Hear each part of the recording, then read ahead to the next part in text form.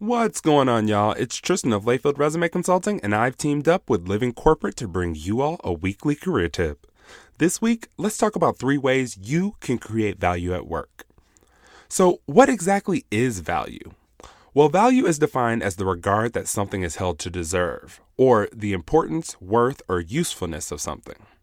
When I talk about value with my clients, it's usually in relation to conveying it in things like resumes, LinkedIn profiles, and even their annual review. But before you can convey value, you have to create it. So here's a few pointers to help you identify ways to provide more value at work. First, look for a process that happens often but is overly complicated. Companies are always looking for ways to improve their processes. When you streamline a process, you typically provide people with more time or the company with more money. If you can be the person to provide the solution, you can definitely use that as a selling point on your resume. Just be sure to track exactly what role you played in the project and the results the project produced for the company. The second way to create value is by becoming a subject matter expert in a specific thing. A subject matter expert is typically the go-to person for something.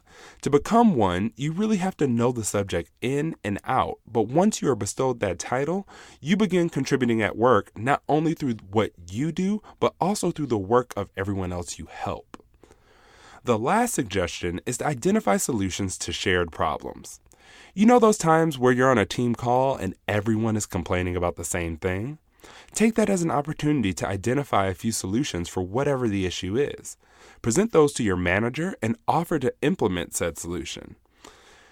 Opportunities to provide value in the workplace can sometimes be right under your nose. Just remember, whatever you do, track all of it so you can leverage it in your resumes, during interviews, and even when you're requesting a raise.